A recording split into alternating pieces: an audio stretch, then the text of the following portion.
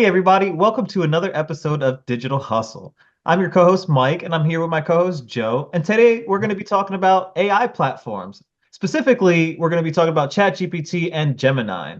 So, how you doing, Joe? Yeah, I'm doing good. Yeah, so I think this is a good topic to talk about just because of all the buzz around AI now. Like I saw even like recently about Apple like starting to get into AI. Like I guess they're supposed to be partnering with Google with their new iPhone and having Oh, like wow. Gemini like in the iPhone or something. I don't Like know. that's going to be the engine that runs it. That's weird. Them Yeah, doing a collaboration like that, that's very yeah, surprising. yeah. But the thing is, like they collaborate like that on a lot of stuff. Like I saw a thing on the news where it was like they paid like billions of dollars just to be the default browser on iPhones. Oh, gotcha. It's like crazy stuff like that. But going into the AI stuff, I think starting out like it's going and talking about natural language. That's pretty much like the basis of both of them, and which is just like understanding text and having conversation. And I think like both of us can talk about how we see it all the time now. Because like I hate it now. It's like every website I go to, I'm trying to get support, and it automatically pushes me to some type of chat. Like it's so how do you feel about like even going through those chat things when they like pop up and stuff like that? Do you think it's beneficial? Well, for ChatGPT, I Yeah, do, right? Like yeah, when you're interacting with that yeah. specifically, yes, I do enjoy it. Now, the chat bots across websites and stuff, it's not there yet, right? And I don't know if it ever real will be, right? Because, I being a tech and IT guy, I deal with this all the time. Like having to call a Verizon or a Comcast or an Apple or a Google is a dreadful process. You try to avoid it at all costs because they don't offer a lot of really good resources. I'm not, Yeah. maybe some of their customer support is better than others, right? But like in general, if they're trying to, you call in and you get stuck in you talking to a robot and you start screaming at the phone, give me a person, talk, I want to talk to a sales rep or whatever it is. Just Yeah. you'll pick the wrong department just to get to Get somebody. somebody and they'll transfer you, right? So it can be pretty bad. So it's not really there yet. But you know, in the chat Yeah. GPT using that, I think there is something there that can be used. A lot of people can start using this and tying it into different parts of their website and trying to help people. That's a little more automated because I understand the reasoning why you would want a chatbot. Yeah. Because it says it's supposed to be like human like text and understand it. So do you think Chat GBT has a good understanding of everything you type in, or it's like sometimes you have to maybe change the way you may talk to interact with it? I definitely am very natural as I speak to it, like I'm speaking to a person, right? So if I'm Yeah. like, please make these changes so that everybody can be happy and blah blah blah, right? I'm just making it up. But like Yeah. I do talk to it very naturally, and sometimes it won't give me exactly what I want, but then you can kind of fine tune it. But I do think that the input output and the back and forth between you and the system is actually pretty smooth. At least when you're just talking about like the conversational piece and having it understand what you're trying to say, because you don't always know or you can't always word it exactly like you want to. Yeah. And so Yeah. or you just have missing pieces and it can just pick up and think kind of how you think in a way and spit out what you're looking for. But what about you in Gemini? Is it Yeah. as easy? Does it flow like very well? Uh, so I think it flows very well. I think some of the differences I saw, like when I first tried out GBT like a while ago when it first came out, was like ChatGPT has way less guardrails. I guess because Google's a big company, so if they come out with something and it's like going crazy, like chat, all them things was going with like ChatGPT, they could take their stock in a lot of different things. So I feel like it's a lot more guarded. Like you can't just ask it crazy things. It's like so. But in a way that kind of helps more newbies. So I think more people that's like just getting into AI is more structured for that. Whereas like search it and it already integrates with like Google like search and things like that. So you can kind of like talk about it like you would normally use everyday stuff. Yeah, and I mean, but and just talking about safeguards, I mean, we've talked a little bit about that in the past episode about AI tools and things like that. And I do think it is important to have some kind of boundaries, right? Yeah. To make sure that the users have a really good experience and that people don't abuse it and things like that. versus having like an open platform where like a chat GPT where anybody can pretty much have the code and edit the code and use it. There are still rules, and so these developers still have to play within the boundaries, right? But Yeah, still have the accessibility to do that, which is actually really cool. And yeah. that's how you end up tying it into your website and different things like that, and find use cases specifically for problems that you might not have been able to automate Mm. or something like that in the past. I think one of the big things I use Gemini for now, and I think that's opened it up a little bit more than ChatGPT, is like the research part. Because I can like integrate in with the websites and stuff like that versus like ChatGPT's a lot of like 2021 and back data. I feel like it's a lot more when I'm doing research, I can see up to date data and things like that. So I do a lot of times, like if I have an idea, I'm like, oh, I got this idea. Let me research into it. And normally you would be going through a bunch of videos, but now I'm just interacting with more like an assistant, kind of going directly to what I'm looking for. That's cool. So I wanted to ask about the searching because you're talking about like the most updated results, and I know like with ChatGPT, it is limited, excuse me, to a certain year of data, at least naturally, right? So there are Yeah. plugins that you can use to update it or to search that more live data. So how is it in Gemini? Is it built in naturally, or do you have to have like add-ons like that as well? So it's built in naturally. So you get in even on a free model. That's what I like about Gemini. It's like even on a free, you got a Google account, you can get in and start experiencing it. Even like, a very good model of it. Versus I think, and you can combat me on this, I think that experience on Chat GBT Plus and regular GBT is completely different. It's like It can be completely different if you decide to use it like that, right? Because yeah, it does have the four, which allows a lot of extra tools and plugins and things. And I think that's the really important part of it is like it allows you to have those add-ons, or yeah, extensions, if you will, and make the tool even more powerful from other developers' tools that they've used or created on that platform, for you to be able to do yeah, different things, right? I was messing around with it with some friends, and there's a tattoo design app that you can yeah. have on there. There's all kinds of different apps. If you want real data apps, if you want like math and science specifically, like they have all these different things that you can do to tie into it to just help you with whatever you're trying to do, whether it's market research, whether it's analyzing websites, whether it's just typing or creative writing, like all those kind of things it does. Um, but you do have to pay for that, right? Versus the Yeah, free version where it's really just that like natural language model, right? It's just that yeah, back and forth. I want some data or some information, so I'm going to type what I want, and you just kind of spit it back out. That's really pretty much what you can do with it at the basic level. But when you have the add-ons, I mean, there's a lot more that opens up to your world when you yeah. can do that. But so do you? I think do you have to know what you're doing some though? Because I think what I think about like the plugins is more like WordPress.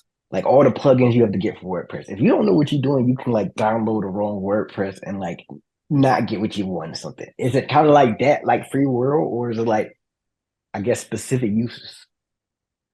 So they have like different apps, right? So it just Yeah, depends what app you want to use, right? But for instance, it can have very specific uses, like I was saying, like the math and science stuff, yeah, that you can add on. But the way it works is like when you click, for instance, the math and science little ChatGPT add-on, then it takes you to kind of a separate. It's all within the same platform, and it takes you to like a separate chat. yeah, That you can yeah. do everything within that specific chat, and then that's what uses it or runs in the back end versus ChatGPT doing it natively, Uh, right?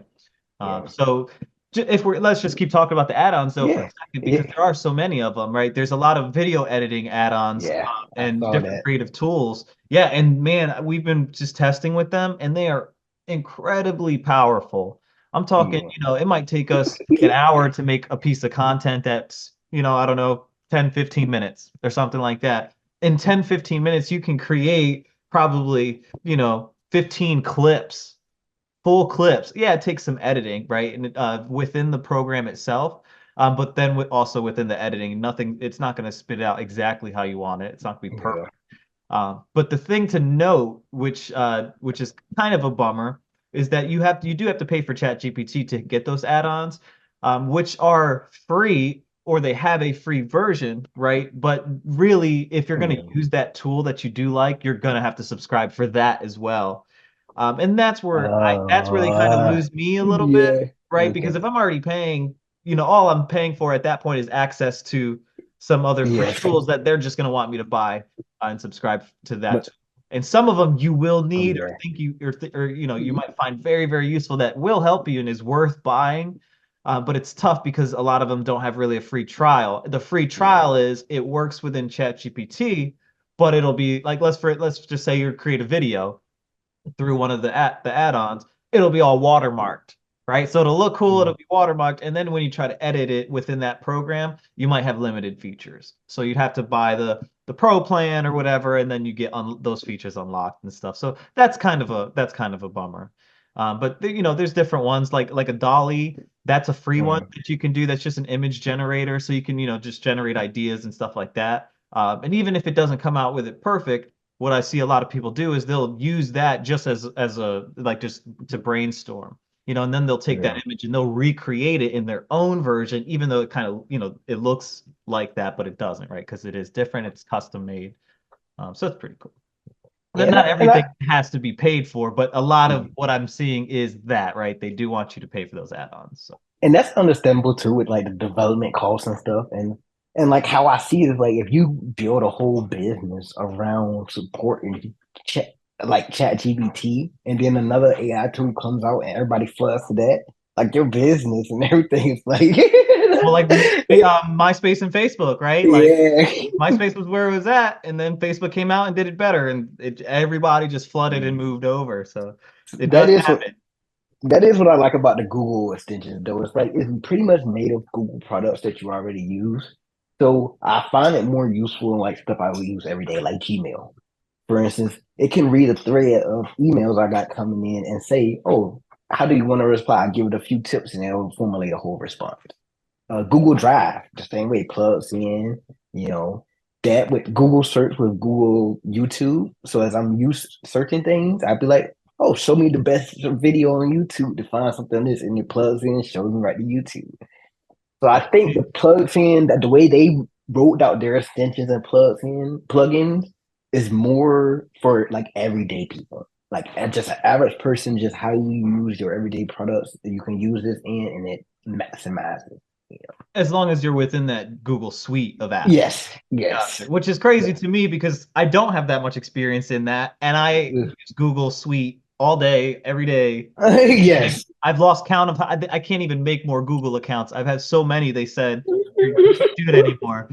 So if I want to, I got to get a whole new cell phone number. But Yeah, that's I run definitely in something that I think too. I need to check out because I'm always in the Google Suite, and because we are using these platforms and testing these tools, it'd be interesting to kind of dive a little deeper into that because I do use those all the time. Yeah, and I think that's where also may plug in being more like a good research assistant is where it's like I can like research something and then integrate straight into Google Docs.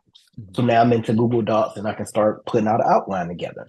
And then I can move it from Google Docs and just store it into Google Drive. So I think with an overall like workflow, if you're more like a research or creative, I like I like that workflow. Versus like I feel like you're gonna have to adapt and do something different to try to use ChatGPT like that. And I can agree with that because Yeah, the apps and add-ons are all developer made, right? They're yeah, like individually developer made versus the Google, it's like Google's making all the yeah. products. But is that the case though? It's like is there an ability to add add-ons that are not Google related to it, or is Uh, it as a, only Google options? as I know right now, like just the everyday consumers that can buy the plans is pretty much just restricted access, and which is kind of how ChatGPT came out too. When it first came out, it was just pretty basic. Came out and then they evolved, and I do see them evolve. Like the first evolve was, hey, here's these 5 new extensions you can use, but I do think developers will kind of come in and build it out like a place to work. Gotcha. Yeah. Yeah, And that makes sense, right? Because you have to. People, there's so many features yeah, you're going to want down the line that you might not have right now. And and revenue too. yeah, exactly, right? Mhm. You get And I everybody wanting, wanting, wanting, and then you jump it up. what about, I guess, as far as productivity?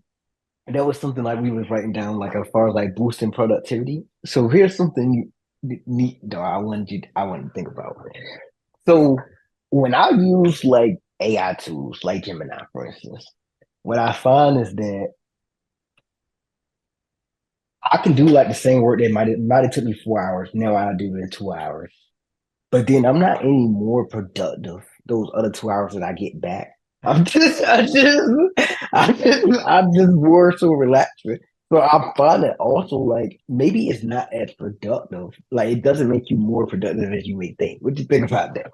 Well, I think that's an interesting point, right? There's a Family Guy episode where Stewie and like Brian get addicted to Adderall, I believe it is, and it's one of those things where Brian gets all crazy and he's awake forever and he's just typing away, typing, typing, typing, Uh, right? And he generates this whole book and takes it to the guy. The guy reads it, and he's like, "This is complete trash, right? Like this is awful." Just because you can produce a lot doesn't mean you're producing quality, right? And that's yeah, kind of the same concept is that you yeah, know, you can get a lot out of it, but it is what you put in. You'll get back what you put in, right? Yeah, uh, it could make me do it a lot quicker, but is it the same quality? Is it good? Is it better? And what am I going to do now with the rest of that time, right? Like, can I yeah, use that other time productively within the app or just, within your regular life? If I can save myself time here, where else can I use it?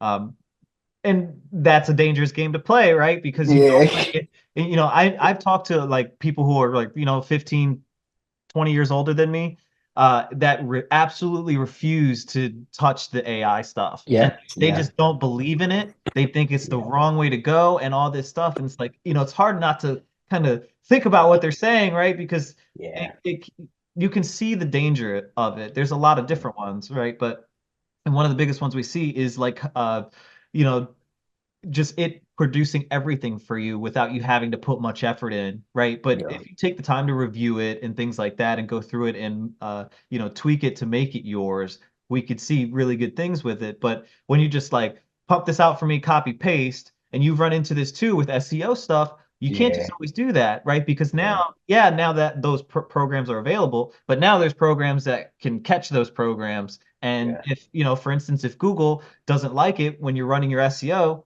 it's going to get flagged, which means you're not going to be able to produce or perform as well online as you could be if you, either wrote your own content or made sure that you tweaked it in a way enough that it doesn't read so AI. yeah. And I think that's how everybody want to use it. It's like everybody kind of wants to just I think of it like the little quick money grabs where it's like, hey, I want you to just tell me exactly what you did so I can follow it. And it doesn't always work that way. It's like you can't because if it worked like that, then everybody would be rich. Everybody would, have successful books. Everybody Exactly. Exactly. Girl, I definitely feel like it has to be those guidelines and because it's going to be so much content out. Like you was talking about SEO. Like now I see people pumping out 20 articles a month. Like you're not really writing 20 articles a month. Like it's very possible. But it's just all that going around and like Google is starting to like catch on it and like try to taper it down. Like, hey, we can read AI content. Yeah, It's a which is specific which is, tone. good and bad, right? It's like because we do want to be productive. We do want tools like this in our lives to be able to make them easier, right? Like Yeah. you can pump out scripts, you can pump out notes, you can literally take a recording and be like, transcribe this and tell me the most important parts that I need to know out of this, and it'll do all that.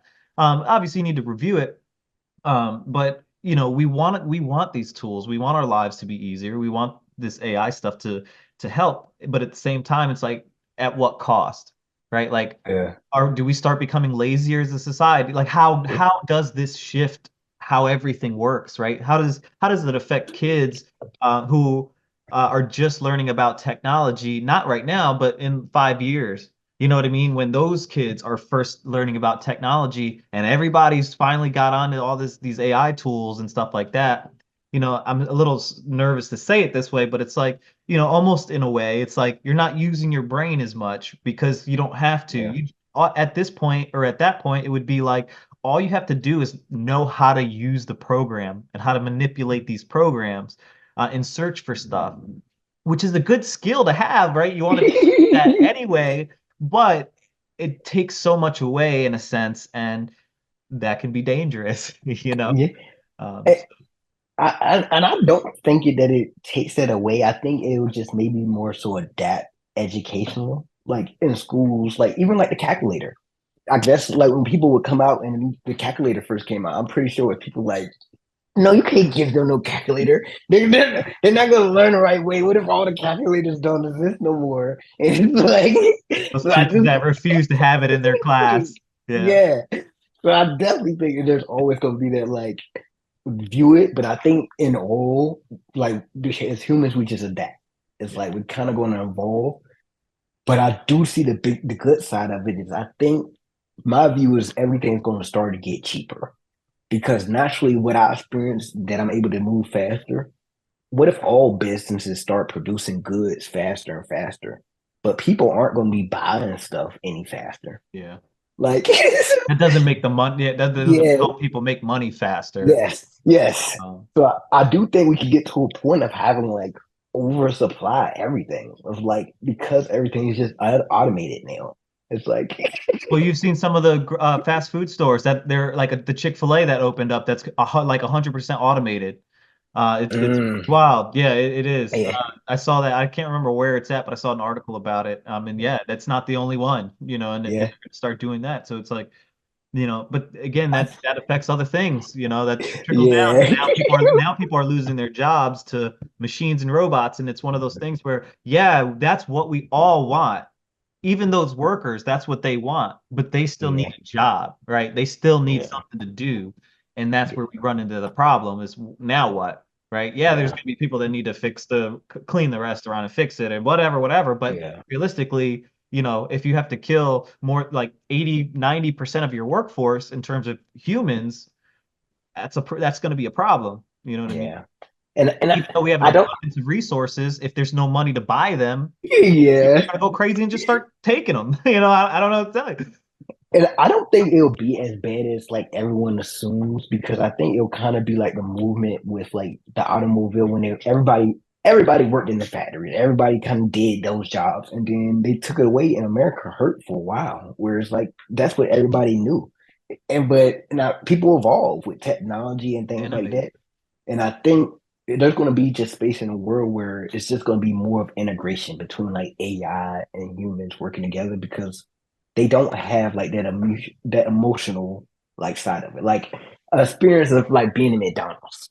I was at McDonald's the other day. It was two people in there. So of course they're not taking orders, but they got four of those little touchscreen machines. So I'm on there and I'm pushing to try to take my money, and it wouldn't scan my card. And they sitting there watching me struggle with it. And I'm like, this is why you can't use the machine because a person would have been empathetic. Like, let me try another way. Let me see. This fucking machine just like give me the money. Yeah. Yeah, exactly. And like and then you get stuck. I saw same thing with like a automated taxi cab. Like it started like just driving away from the police. Like the police were trying to stop this thing, and it just kept reading that there's nothing blocking the front of it, so it's good to go. How are you supposed to deal with something like that? You know what I mean? Like, so you're definitely going to run into these kind of problems, and Mm, it's going to get bigger, and it's going to be different problems we probably never even thought of. yeah. You know what I mean? But until they start happening, and then we're going to have to deal with it. But it's Cause an it, interesting point because we will have to adapt. But it's like, what yeah, is it going to look like? Is it going to yeah. be iRobot type stuff where we literally have a robot or different machine bots in our house doing stuff for us, right? Like Yeah, there's already automatic sweeping, mopping, drying your floors and stuff like that. I just saw that there's a Kickstarter for one of those. It's not a Roomba, but it's like a Roomba that can now climb steps and clean stair steps. And it's yeah, just again, this is all like the beginning of this stuff. You know what I mean? yeah, Just to see like we might have something, and that's kind of the point. That's what we want. That's what we're striving for. So we can have these machines doing these things so we can not do them. All these, we don't yeah. want to be doing chores. We don't want to be sweeping. Yeah, build And character. write I don't care. articles. Yeah, exactly. Like, um, but that's kind of what we want, right? That's all what we want. We want automated restaurants until it doesn't take my money, until the Yeah, restaurant doesn't work and I got no, or the machine doesn't work and I got nobody to call. And when I call, I Yeah. get robot. You know what I mean? It's just stuck in there, you know.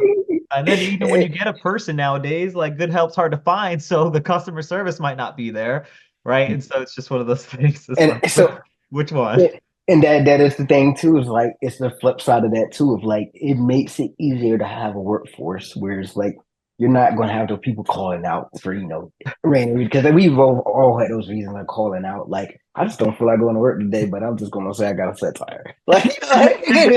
Yeah, right. Like all that kind of stuff goes on. And I think in that places it kind of would help integrate more, whereas like a person doesn't have to be there on that site where they can have more of that work life balance Yeah. and they have this automation that's maybe more in place doing the work, So something cool I saw on I can't remember the name of the show was I can't really say it was AI, but it's like robotics and Yeah. so essentially it's like they were talking about how we got to colonize Mars, right? And so Yeah. you what they think is going to happen is they're going to send a bunch of equipment over there and it's going to be like an avatar. So the person puts on the goggles and they put on the hands and then they control this avatar, whether it's a robot or whatever it is, and they start building shelters and housing and the domes and all that stuff, even though they're on Earth. And they're, you know what I mean? And they're just Uh, doing like stuff like this, but they're actually controlling a machine on Mars that is actually doing stuff. And it's that blew my mind, dude. I thought that was yeah. one of the coolest things I ever heard. Yeah. Just in terms of what we can and where the ability of technology is going. I mean, I'm Yeah. pretty sure this is already it might not be Yeah. perfected, right? But they're already It's doing out there. versions of this stuff.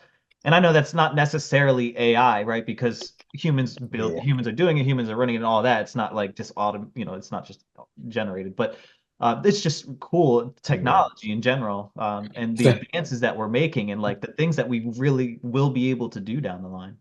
but it's also the flip side of that. One thing I just thought about was like wars. Like as far as like going to wars, because like even now the US has like, unmanned, planes and stuff. So it's like imagine where it's like there's no repercussions for anything because you're just sending, robotic armies at each other versus like actual risking human lives. But here's the thing, right? You're not sending robots at each other. You're sending robots to the people. The robots hurt the Yeah. people, and then the robots go and hurt the other people, right? So, Yeah. but no, you're right, and that's kind of scary. You've seen those dogs, right? Like the robotic Yeah. dogs that they can send into Yeah. war now. Yeah. There's another one. There's a movie where they used like a billion drones and they just tie bombs to drones and they fly those drones at people and they're those little mini drones and it's a ton of them. And you've seen drone shows and things like that. You know that that's out there. So if somebody were to Yeah. weaponize something like that, Yeah. can you imagine? Like, what can you do? You can't shoot it out of the sky because it'll blow up. And it's all so fast. And Yeah. you've seen drones; they're incredibly Yep. agile and things like that. And there's definitely that scary side of it. But exactly, like, how do you even prep for stuff like that? Yeah, like that. Yeah. The Yeah. people are having these conversations in Yeah. much bigger places. Yeah.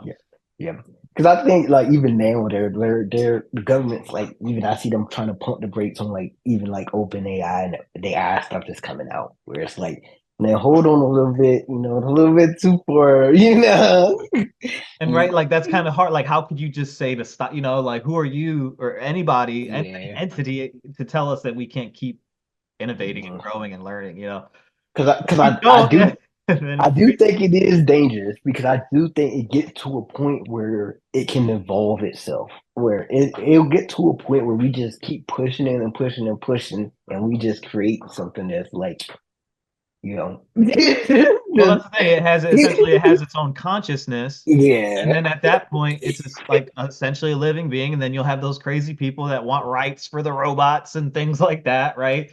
And then the robots aren't going to work 24 hours a day. They'll have 8-hour shifts because people are crazy, right? But it's a yeah, machine, So in my mind, anyway, right? yeah, yeah. This might be one of those things that comes and bites us in the ass in like 30 years. They're like, yo, you remember when you said that about AI? I'm like, yeah, but how did I know that it was going to be this advanced? And it's just like with the data stuff. We're like in marketing, I see a lot of times where people like you can buy data, where it's like all these companies like Verizon, they share customer data, they broker it. It's like it goes around. So I wonder, is there a part of all these companies just feeding these AI companies money? Like, is OpenAI like going to Verizon and been like, feed us data, all the data you have, and we'll buy it from you. And it's like build little intelligent us. Well, like you said, though, they're also like they are put themselves, those people who are creating it, first OpenAI or Google or whoever, they Yeah. are putting restrictions on there. You know what I mean? So it's like, Yeah. but people who know coding and things like that, who really know it, there's things that they can get around. There's things that they can use and utilize and manipulate and things like that. So it's like one of those things, if you really know what you're doing, you can do it. Um, but yeah, man, it is interesting to see kind of where all this is going to go, because there's a lot of different directions it can go. This has been an awesome conversation. It Yeah. took us in a lot of different directions, but the way the technology is going, we don't know which direction it's going to go in. So it's Yeah. fun to just talk about all the different tools. And I know we strayed a little from the AI stuff, but it's all relevant. You know what I mean? It's all technology and it's all like human growth and development.